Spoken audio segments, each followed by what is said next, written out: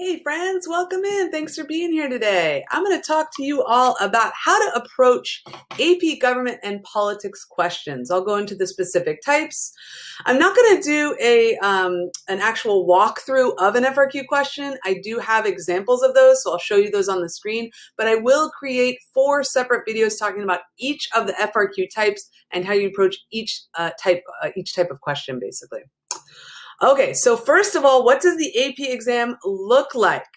It's 3 hours long. It's divided into 2 sections as shown in the table below. So the first section is what we call our multiple choice section. It's 55 multiple choice questions. You get an hour and 20 minutes to answer those 55 questions. Basically, those questions will range from all the different topics we covered, and the types of questions you'll see and the frequency will be based on the percentages that we saw in the curriculum that I talked about. So the most heavily featured questions you'll see will be stuff from Unit 2. That's going to be questions about the presidency, the Congress, and the courts. So basically with these multiple choice questions, if you're doing the version that is the paper pencil version, you'll have the opportunity to answer those questions in whatever order that you want. If you take the version that is fully digital, then you will only have the option to answer a question and then move on to the next one, basically. So you won't be able to go back if you do the digital version. So that's the main difference between the digital and the paper pencil version. The free response is the second half of the test. Each of these are worth 50% of your total exam score. You have an hour and 40 minutes for the free response section. You have 4 questions, and they have each a different type, basically. And they suggest that you spend 20 minutes on the first 3 and 40 minutes on the last type, which is an argument essay. But keep in mind, if you look at those percentages, they are still worth the same amount. They are still worth the same percentage. So even though they expect you to spend longer on the argument essay, it is still worth the same amount of points as the other 3 questions. Each are worth 12.5% basically of your total exam score. Okay, so how to answer multiple choice questions. What tips do I have? What recommendations do I have for that? You want to read the entire question. Too often students just go through, or they think they know what they're being asked, and they choose an obvious answer choice that might be related to the topic, but not what the question is asking. So make sure you read the entire question, including all the answer choices as well. You want to underline keywords. You can write on the test if you're doing the paper pencil version, or you might want to write notes if you're doing a digital version. You want to read all answer choices. You want to cross out wrong or unrelated answers. So this is known as the process of elimination. You want to give yourself the best chance at getting that answer correct. So if you can eliminate 2 or 3 options because you know they aren't related or you know they're just factually incorrect, you give yourself a better shot at answering that question correctly. Even if you can only whittle it down to just 3 options, you're still better off statistically at getting that question correct. You give yourself a 1 in 3 choice versus a 1 in 5 choice. So using that process of elimination is super important. It can also build up your confidence too. You want to be aware of negative questions, questions that use the word except. You also want to answer all the questions and don't spend too much time on one question. There's 55 questions. They're all worth the same amount. They're worth a point each, basically. So even though a question might be longer or take up the whole page or might be a cartoon or have data analysis, it's still going to be worth the same amount as this shorter question, basically. So don't think that any question is worth more or has a higher value. They were all worth the same amount. So I wouldn't spend more time on a question because I thought it was worth more. They're not. Each question is worth the same amount. Also, this is just a recommendation that the people who study test takers and their analysis process and that kind of stuff. You always want to go with your first instinct. Only change your answers if you're absolutely certain. So usually go with your first instinct. That tends to be the correct path that they're leading you down. So multiple choice questions, we want to use process of elimination. We want to read the entire question. We want to go slow and make sure we know what we're being asked. For FRQs, a little bit different. You do want to still read the questions carefully. You want to read it in its entirety and determine what you're being asked to write about. You want to analyze the question, identify the topics, issues, and key terms that define your task, basically. And you want to underline key terms to focus your attention. Am I being asked to identify or am I being asked to explain? Those are 2 very different verbs that have very different expectations. Identify is a much lower bar in expectation. 1 word can be a point for an identify question on the rubric, but an explain is going to take more time, more detail, and require more from you in an explanation to basically connect back to the question and not just define a key term, but describe it and explain how it relates to the scenario or question you're being asked. So you want to brainstorm ideas and examples. You want to organize your idea. I recommend you outline your essays before you begin to write. You want to use the blank space in your test book to plan, basically, or just have a note paper ready so you can take some notes. Like, this is how I want to answer the question. This is the path that I want to take on the argument essay, or this is the notes that I know about the SCOTUS comparison that I already know. So this will help me to answer and compare and contrast a different case, basically. When you write the essay, so you're going to have 4 separate essays essentially, but don't use that word essay and think we need a traditional English essay. Sometimes in the past, students have said, do we need a 5-paragraph essay? Is that important? Not really. Format isn't so much important. It matters, the quality of your writing, the quality of your arguments, basically. But if you're doing the argument essay, you want to include an introduction that restates the question and use the factual information, the evidence and examples, and a conclusion. Stick to your outline and keep your sentences simple, basically. You don't want to make it too complicated. You don't need to use complex words or vocabulary. You just want to keep it simple, basically. But make sure you're explaining with detail and you're providing the most amount of information that proves that you know, that you understand this scenario or this task that you're being asked to answer, basically. Also, after you write your essays, after you write your FRQs, reread the question and your essay to determine, did you answer every part of the question? The free response questions have several parts, and you want to make sure you answer them all. Unless, sometimes they say, choose one or which of the following, and then you only need to choose one of the 2 or the 3 that they give you. So, but if they, just keep in mind that if you're not asked to specifically only choose one of the options, then assume that you need to answer all parts of that question, basically, unless you're directed otherwise. So what kind of prompt vocabulary might we see? Identify, which is basically the lowest bar. You just need to establish, indicate who or what something is, basically. So identify a power of Congress, passing laws. That's all you need. Define, we need to go a little bit deeper. So what is a law? A law is basically policy passed by the legislative branch that has an effect on society. That can, a law can make something legal or illegal, and it can direct people to move in a certain direction depending on what the policy or law is. Describe is going into more detail. You're creating a mental picture by using details and examples. You can make up examples, or you can use actual historical examples that you know, but you can use hypotheticals as well. As long as you describe those and explain how they relate, it's perfectly fine for you to do that. So it's okay for you to say, a president could do this, or a Congress could do this. That's okay for you to use that. If you have actual historical examples, those are always best because those really demonstrate understanding. And then explain is by far the highest bar. And to get a point for an explain question, they really need you to go into greater detail. You need to use examples. You need to tell us how and why. An explanation it needs to include an identification and a definition and a description, basically, for it to be a proper explanation. It also should connect to the scenario. Occasionally, they'll ask you to draw a conclusion. Mostly that's an FRQ number 2. They'll say, explain a reason why this data might exist. Argue, defend, justify, support. That would be more so our 4th question, which is the argument essay. Basically, you're going to have to make an argument and you have to defend it with reasoning.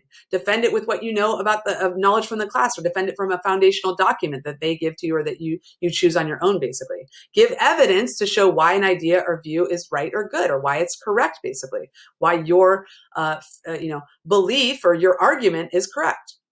And then we will do some comparing and contrasting, especially in the SCOTUS, the number 3 question. That's a SCOTUS comparison. So let's go and dive into those detailed questions, what they look like.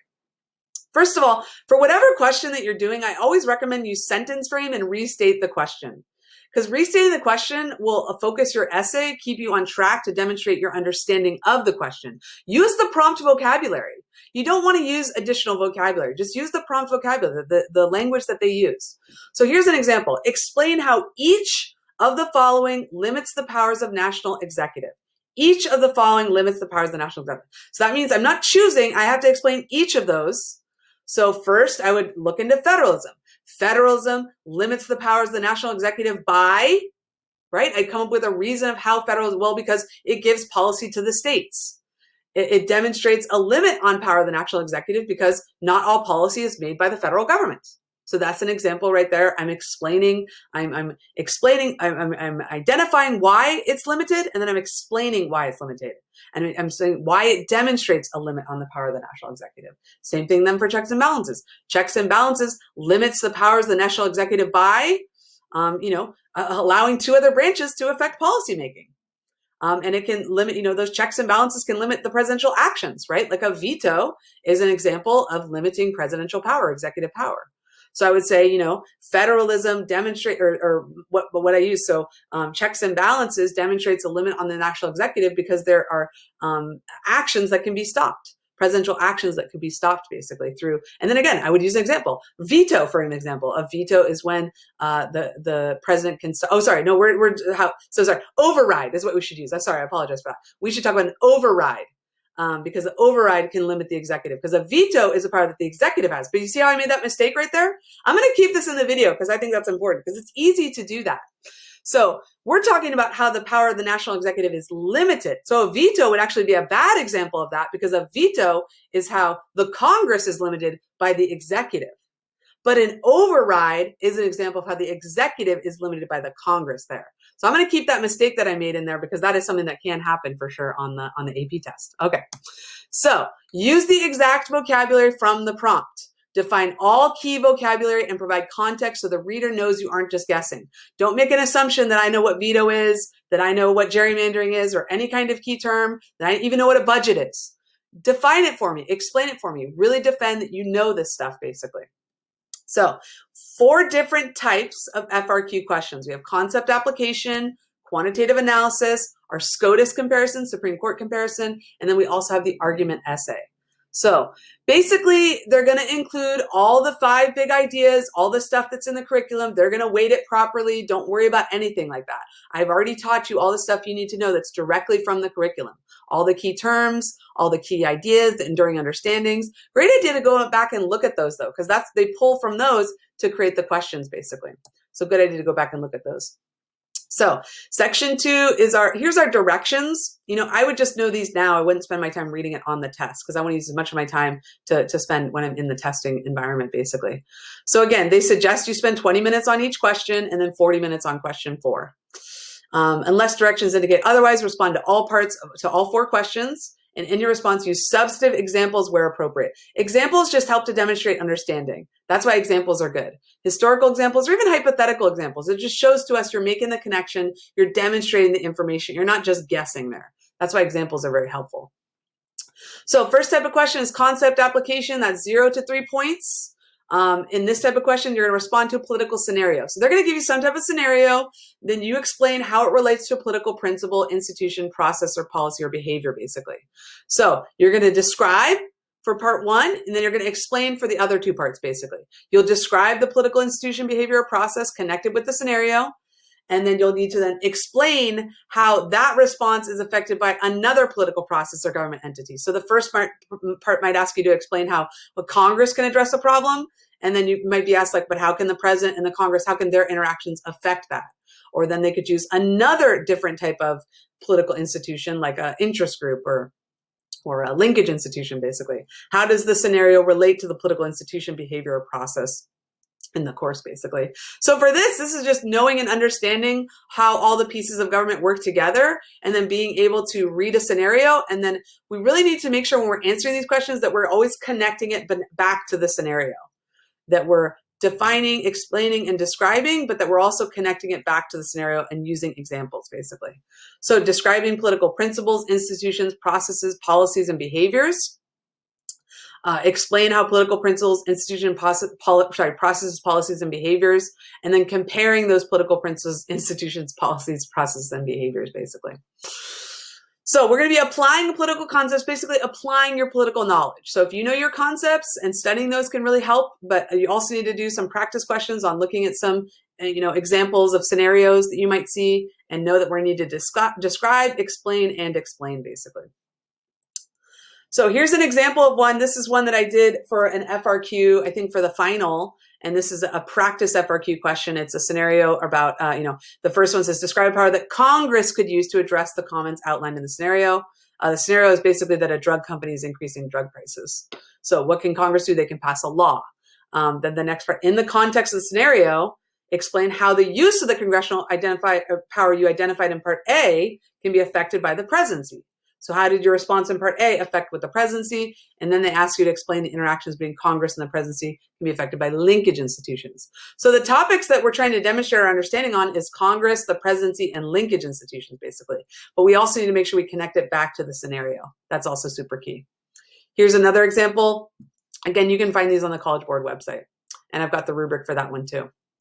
Question 2 is a quantitative analysis. So that's basically analyzing quantitative data. You're identifying trends, patterns. You could be drawing a conclusion from a visual representation, like a political cartoon, or you could have to explain how it relates to a political principle, institution, process, or policy or behavior, basically.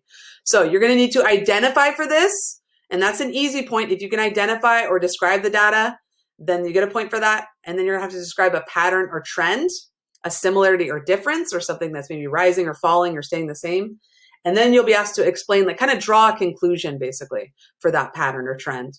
And then you might be asked to explain how specific data in the visual demonstrates a principle or understanding, a deeper understanding that you need to have basically. So it could be a graph, it could be a chart, it could be just quantitative data, it could be a political cartoon basically. But we're going to be able to describe what's happening in the data and be able to explain patterns and trends, or explain what it implicates or what it illustrates, and then also even possible limitations of the data. What don't we know because of the data that's presented, basically, or limitations of what's maybe not visually represented in a political cartoon provided, basically, might limit its value. Okay, so identify, that's an easy point. Then we're going to be describing a pattern or trend, drawing a conclusion, and then explaining how the information that you identified, that you described, and draw a conclusion about how that demonstrates some kind of enduring understanding. So like I said, going back to those enduring understandings is important, because then you know that's exactly where they try to pull from to basically, what types of questions they're going to ask. Okay, so here's an example. So this is a map, basically. That's our quantitative data. And they're saying, identify the most common level of education spending in the states by states in the Southeast. So I need to know, okay, I'm going to be focusing, on the Southeast here. Okay. And what I can identify is that the most common level of education spending is the one with basically the little dots. So that would be 8,000 to 10,000. You get a free point just for that. So the first identify is usually there's only one correct answer. And it's just basically being able to, can you read this data properly?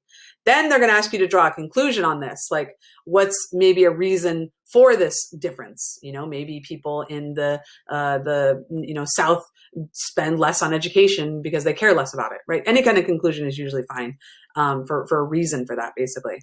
This last one says, how does this illustrate the principle of federalism?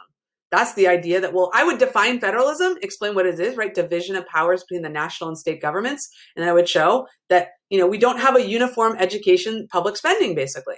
That states get to decide how much they want to spend on their education and get to decide how they want to educate their individual students in their states, basically. So that illustrates federalism by showing that, it's different in every state and that states have the choice on how they want to fund that, basically.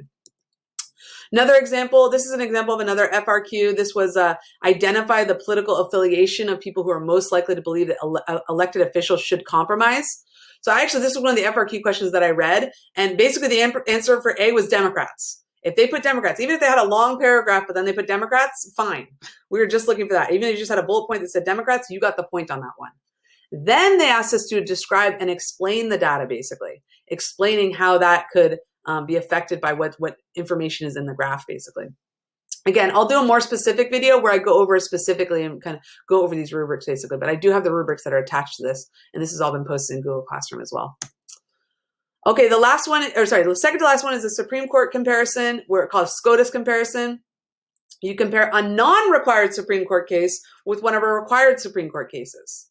So we have 15 required Supreme Court cases. They're going to choose one of those, and then they're going to give you an information about a case that you did not learn about.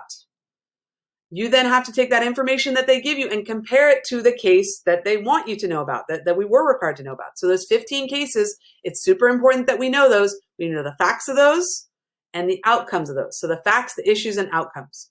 Facts, issues, and outcomes, super important, basically, because if you don't know the case, you're not going to be able to compare it to something that you already don't know. So identify a similarity or difference between the court cases. Maybe they're going to be similar, where a similar outcome could be an opposite outcome, but with the same topic or same concept, basically. provide factual information from the specific required Supreme Court cases. So, this is similar because these cases were similar because the same thing happened in the case that I need to know about.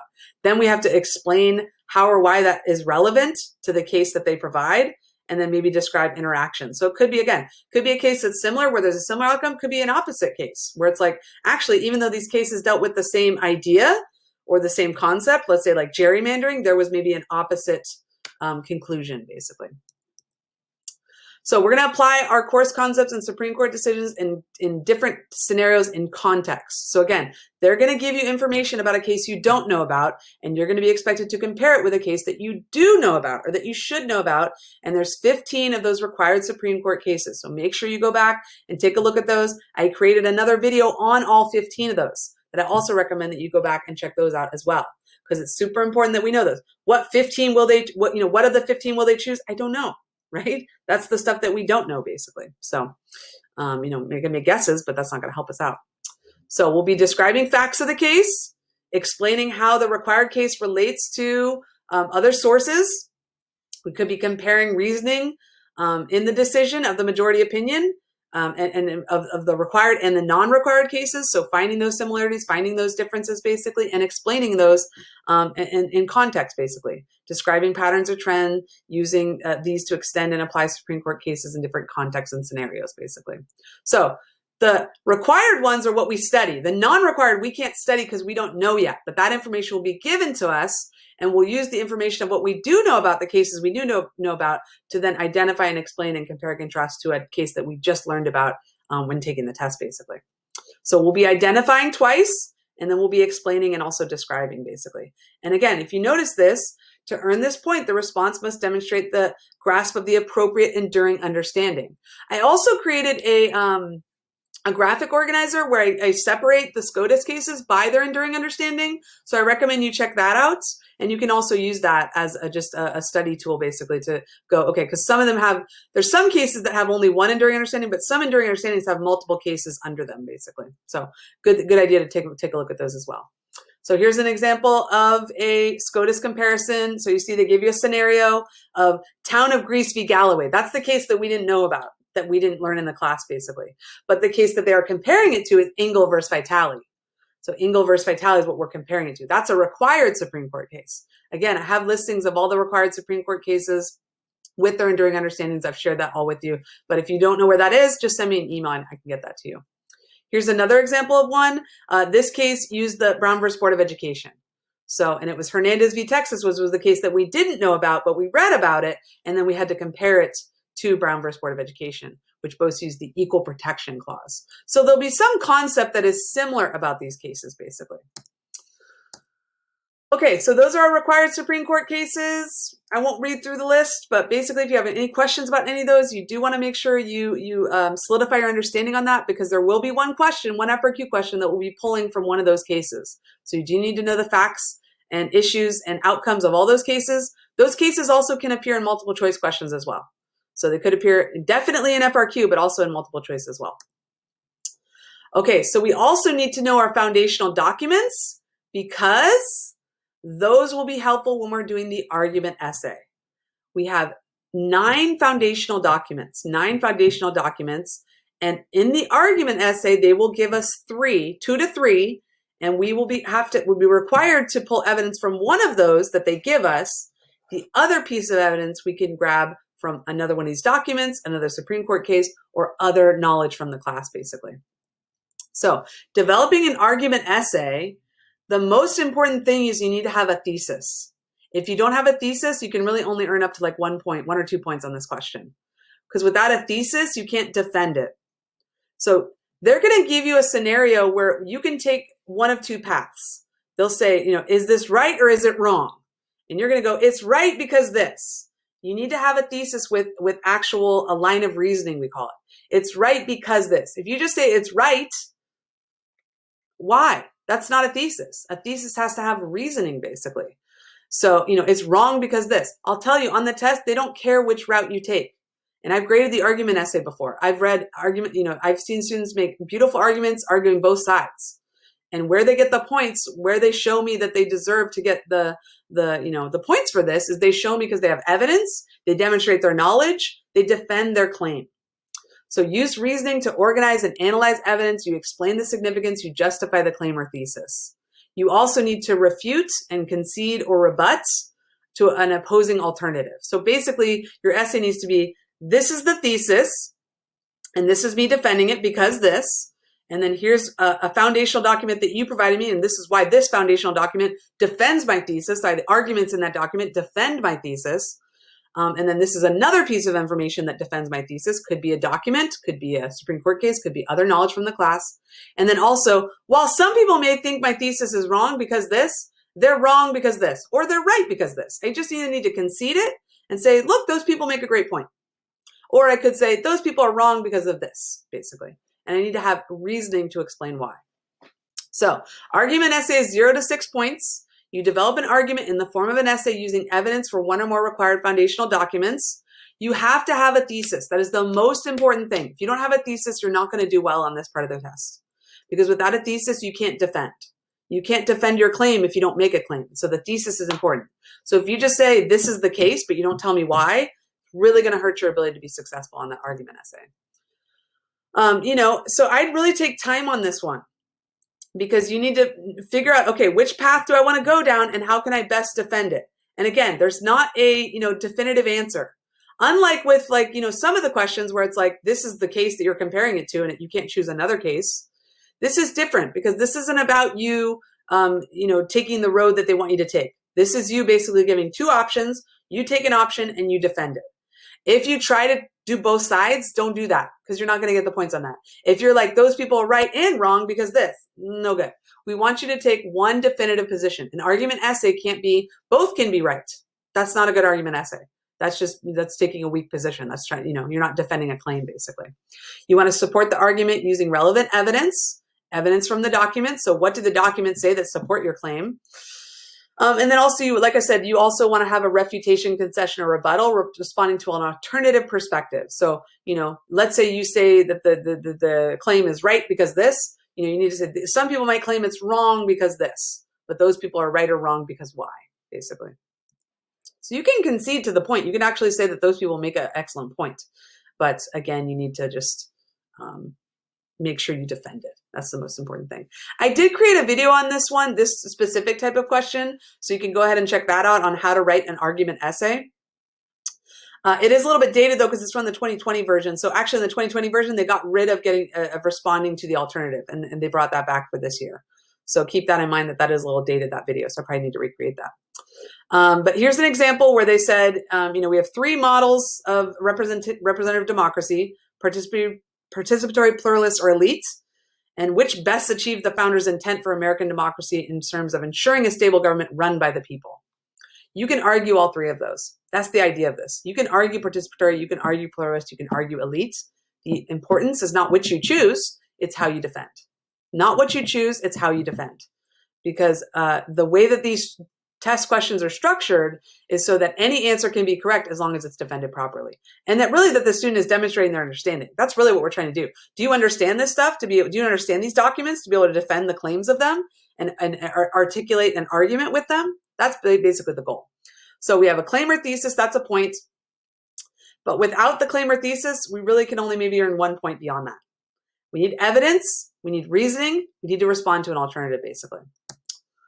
Okay. So this is just rubrics on, how to approach the argument essays. I've got a separate video specifically for that. How are the FRQs scored? The rubrics are created and students are awarded points for answering different parts of questions. Points are awarded, not deducted. So each student starts off with a 0 and you're awarded points. FRQs are read and scored by AP teachers and college professors. These are people that know their stuff. They know when students try to just fake it. Don't try to fake it. If you don't know it, don't waste your time on that. We're trained to look for key connections and key descriptions. And we're specifically trained in that if they try to make this argument, you don't accept that. There's sometimes they say, if a student makes this argument, it demonstrates a lack of understanding. So don't accept that, basically. So we're trained to look for those kinds of mistakes.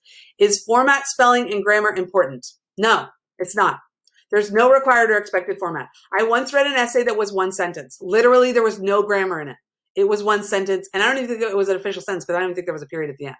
Didn't matter. It was a perfectly argued essay. It had all the evidence. It had all the reasoning. It responded to it refuted a claim. So there's no required or expected format. There's some students that write with beautiful, format and write like how an English teacher wants you to write, but that's not the case for this. So grammar and spelling don't count.